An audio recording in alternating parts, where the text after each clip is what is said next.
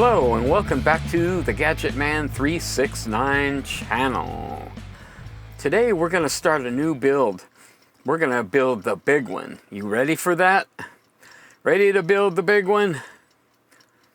I'll bet you are. Yeah, this one features a little bit different design. We're going to have this nozzle actually hold the motor in by a bayonet mount system. You just twist the bulkhead and pull it off, drop the motor in, stick it back on, give it a twist, and you're ready to go. Makes it a lot easier. This will be a very interesting part of the build on this rocket. The rest of the rocket will be pretty much the same as the other one. And hopefully, per size, this rocket is going to come out a lot lighter. It's like under an ounce for that first rocket that we made. This one here, if we could get this under 3.5 ounces completed, this will make it really fly up there high. If we could get it around 2.5 ounces or something, we'll have something that's big and it'll fly really impressively. Also, I have built several years ago another rocket called the Silver Surfer. And that was a 6-foot tall rocket. It was a little bit bigger than what we're going to be building starting today. But it had a parachute problem. The ejection charge did not blow the rocket halves apart. So therefore, it came down like a missile. And it crushed itself into oblivion practically when it hit the ground. The reason why that thing did not come apart like it was supposed to, what happened was, I built this rocket like in a traditional way, where the parachute compartment was just about the whole length of the empty body tube in there. And there was a big space in there. So when this thing ejected, or tried to eject, all there was no pressure in there because of the area inside of it was so large. And it wouldn't even pop it apart, you know, so down it came. Okay, pad 29. Okay, this is being called a heads-up flight. I'm not sure why. John Hunt has a Silver Surfer, pad 29. He's got a G80 on board, so he's asking for a heads-up. So folks, watch pad 29, please. Let's see what this does. Launching in 5, 4, 3, 2, 1. I mean, if you just wanted us to watch it for watching's sake, I mean, you know, that was okay. Uh-oh. Okay. Oh, yeah! Anyway, this new rocket design, I have designed this not only with a flame-resistant chamber in there, which we did on the last rocket build. This one here will have the same chamber in there. And the idea behind this is make the parachute recovery chamber small as possible. So when that charge blows out, it'll have enough pressure to blow the two halves apart. And there's like no even distribution through some big cubic inch area in there. It'll be a tiny area. So it should easily blow these two pieces apart. Therefore, the parachute opening successfully, providing that the engine ejection charge works. On occasion, that fails. Yeah, well, you know, crash a rocket, oh boy, now we can build another one, you know. The fun actually is in the building, you know what I mean? The rocket, you fly it a few seconds, okay, now what, you know? But I think the challenge of building a nice looking rocket, especially out of this paper, and making it so anybody looking at it will have no idea what it's really made out of, is really cool. Better finishing techniques, and you know, you could really paint this thing up and make it look really great. You could spend just as much time painting the rocket as you do building the rocket. Like I said last time, I was going to build a new rocket, the 30-inch model, which I have. The whole rocket's done. I'm in the process right now of finishing it. I'm going to put a little bit better paint job on it than other, but it's extremely light. I've got several layers of primer and sanding and filling done. And the stuff I use to fill it with, don't laugh, Got this at Ace Hardware. See that label? It's a Fast and Final, see, patch prime. Let me put my glasses on, man. I can't see anything. It's called Patch and Prime One Step. And it's a filler. Small drywall repairs. Lightweight spackling. This thing feels like it's so light, even with the water in there, it's like it doesn't weigh anything. That's why I used it. But I have to warn you, it's really hard to work with. What I did was I took a little bit of this stuff and put it in a lid, and I watered it down with the brush. I kept dipping a brush in there and running it around until it came out to the consistency of like milk. And I used the brush to brush it on. So what you do is you dip it in that and brush it on. When it dries, dip it again, brush another layer on, and just build up the layers that way. After 2 or 3 layers, let it dry overnight, and take some sandpaper. I used 360, and sanded all that spackling off with the sandpaper, and filling in all those joints and everything on that rocket. On the nose cone, there's a lot of seams and everything where we built it and glued it together, but not only did I fill the seams up, I also filled in a few little imperfected layers. And it's just a matter of, you know, putting the spackling on overnight, then lightly sanding it, when you start seeing the paper through the primer, then you stop, fog on some more primer, lightly sand that, and then put more spackling over the top of that primer, and you just keep going and going. I got 4 times in a row that I had to repeat that procedure. And I didn't forget to mention before, though, when you're done with the rocket, you just spray on a couple of, 2 or 3 light coats of primer, and then sand that with the 360 lightly. And when you start seeing the paper underneath, that yellow paper's bright. That's another reason why you want to use that yellow paper. But it shows right through the primer. Then you stop, put the spackling on, let it dry, and then lightly sand it with a 360. Hold it in such a way where it's like using a little rounded block or something. And then put a little another layer of primer on, and just keep doing that until you have the areas satisfactory. Now, I only use that on the nose cone and the places on that nozzle that we made, where the glue joints are showing where we shaped it.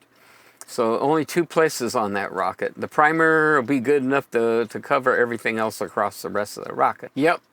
When I'm done with that, I'll show that to you. Instead of coming out to 1.5 ounces like it did last time, that was a disaster. I'm looking to get this under 1 ounce when it's completely done. That'll be cool. I'll go back to that 8 or 12-inch parachute.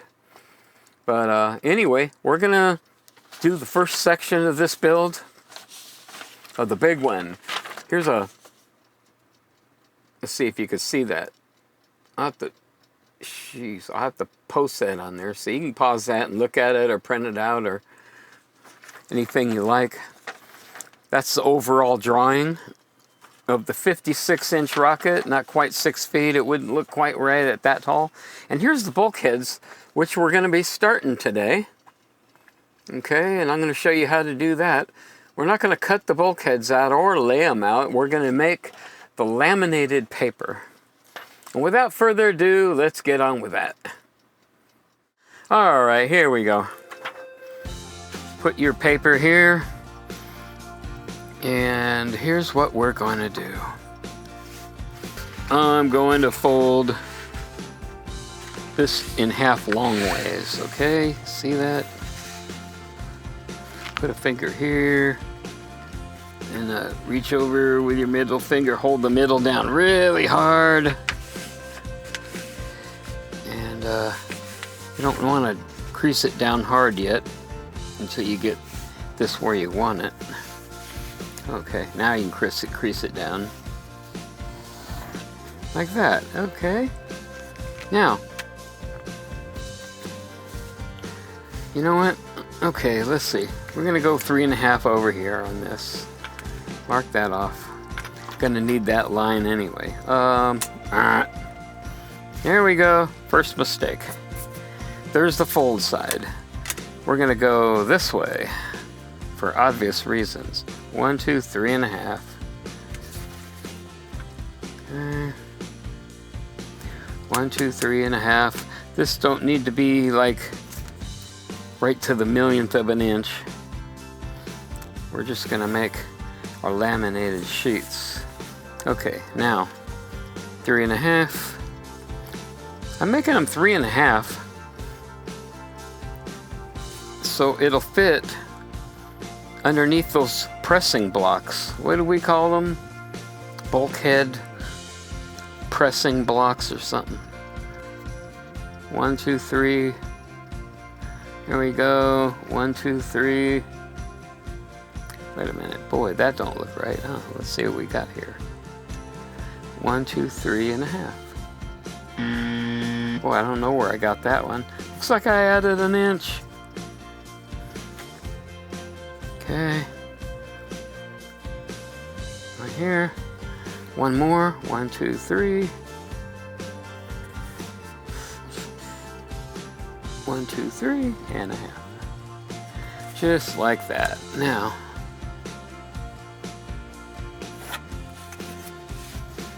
just gonna mark those. Mark that one and the final one. I'm only gonna show you 3 of these. And you have to make 10, okay? We need a total 10 of these. Sure, you're gonna need a few more of these sheets, but it's not necessary to show you all those sheets. I've already got them cut out and ready to go. Okay. I think it would have been better to cut that vertical one off first.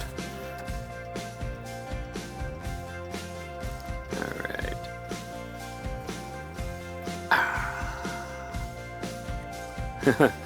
Alright.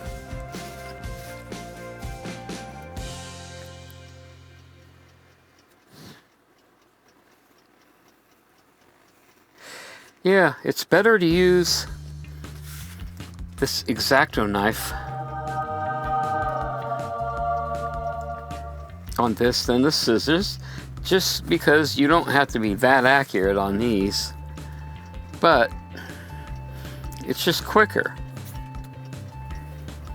There we go. All right. Toss this aside. Now here's what you want to do. Put the X-Acto knife aside. And we are going to determine the center on here. That's all we're going to do on this. Like that. You know what I'm doing here. Putting that down there. Lining the ruler up. I really like putting sandpaper. Little pieces of sandpaper. Not only that, you can sharpen your pencil on those. But when you put your ruler down, it doesn't slide around. That's really aggravating. Okay. So, that. You don't have to be perfect to the millionth of an inch on here. But, yeah, if you are, that's good. You're just getting warmed up for what's coming. Okay. Got this. Got that. There, now we got these. Like I said, you got to make 10 of them things. Okay? Alright, now we need a scrap piece of paper. There's a lovely scratch. Okay, now, you've already seen all this before. Let's see. Alright, let's see, is there a straight edge on that? Okay, I'm just going to identify the good edge. If it's not straight and if it's cockeyed, then when you're spreading the glue, it won't spread correctly. Okay, so now, here we go with these. I just filled this little bottle. If you let it get a little bit low, then it's a pain in the butt. to get the glue out like this. Now, you'd be asking, gee, how come you didn't just laminate the whole big sheet? Well, it's too hard. It's easier to do it this way. The glue is like drying and you're trying to spread it across the big sheet, and it's like, yeah, you don't have time for that. Okay, make this as even as you can. Don't let it dry. Give it a fold. Give it a rub. And we are set to go. All right, next one. Next. Okay. Make life a little easier if you don't put this right on top of the glue. I'm just getting this right back where it was before. Hopefully that thing don't stick to the paper and make a mess out of it all. Okay. I think the glue, I'm going to use a little bit more. Just a little bit more glue, because it was that, like that. Notice when I'm going off the edges and when I'm not at the beginning of this. Okay, I still could have used a little bit more glue. Come on, baby. The main thing is you be aware of where the actual bulkhead is going to be made on here, and that needs to be correct. There. Laminate number 2. Boy, look at that guy curl up. I wonder if it'll curl the other way if I lay it that way. Okay, there's 2. Lamination. Okay. I'm gonna try and make these videos a little bit shorter. You know, you get into an hour video or hour and a half and it's like, oh my God. I think it's going to cause me a lot less problems if I have a shorter video. See how short this one is. Keep it under 3, 4, 5 hours, you know. Oops, don't lick your fingers so you can move it around. Okay, kind of go not real fast as you can, because it spreads better when you go slower. Okay. You know the bulkhead is going to be in the middle of this. So the edges of this thing don't have to be perfect, but the main thing is make sure that you got glue spread all the way around in this area where the actual bulkhead is going to be. Okay, get rid of that. Give that a fold. Oh, look at that, it's trying to fold crookedly. Crookedly. Is there such a word? See, when you're working and you're trying to speak, weird stuff comes out of your mouth. Okay, that's good enough. Look at that. That one's curly coon. Okay, that one curled the same way the other one is, regardless which way. Okay, and there we go. Okay, and I got all these to do. Like I said, I already cut all these out. There's a total of 10.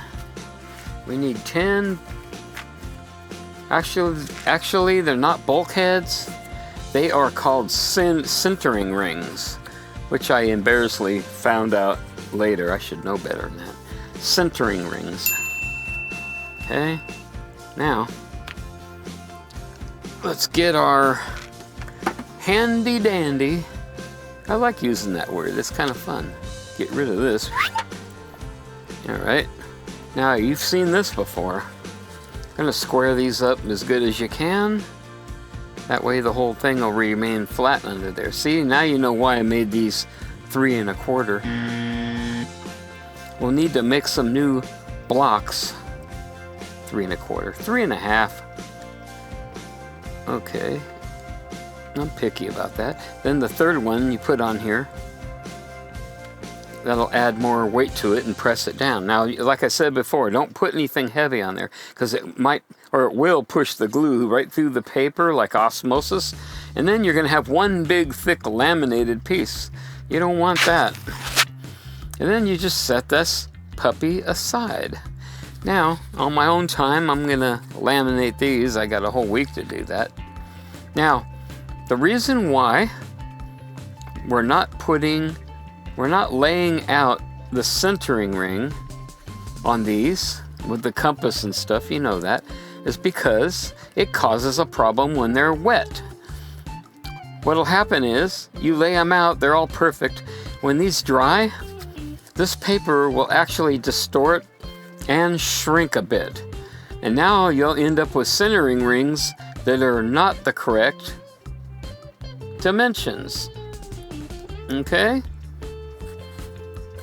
So that's the reasoning behind that. So before you lay these out,